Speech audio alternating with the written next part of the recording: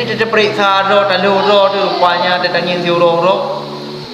kalimah la ilaha illallah na yang musigo hana takut dalam tiurah malam nyen buta tepu berarti nyen tak kubat kada tepu tak kubat gimana kubat yang tu tak baca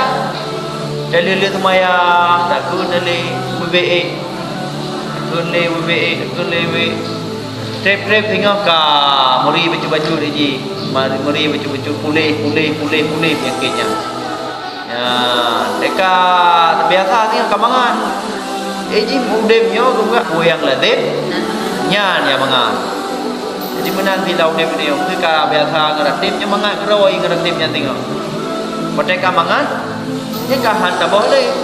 maka dia orang yang hai dalam ratib hana tak dapat mangan ratib lo nya betul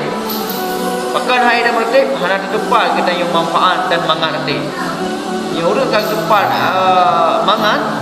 kag depu manfaat dan kelebihan dan kag rasakan kelebihan ratib yang pasti orangnya hang tinggal ratib.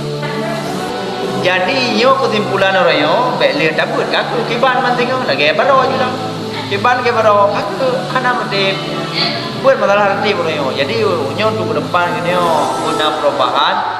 baik dia semayang atau pak yang tadi benar hati. Benar takut lah malah hatinya tiuro si malam paling kurang mesti tu ke benar. Kai le lu tayang baju. Nah setuju kan? Nyo baik le gato setuju. Itu tengok kedua ya abad na putra gue orang berguyung ratib man nana ratib mana gue pasti dia abad ada masalah ratib jadi manfaat ke utai abad yang paling raya utai abad na perubahan tak amalkan nyo kan kalian abad masalah ratib man tinggal kibat teman lagi baru saja lah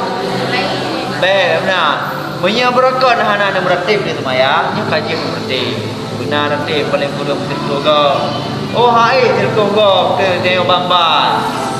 nah melimangga yang paling kurang ya limangga kan lupa boh ni habis len boh ni limangga lihat semaya limangga dah meratib nah yang paling boh nah tok assalamualaikum warahmatullahi wabarakatuh you ana lupa dua memdoa nama lupa nyan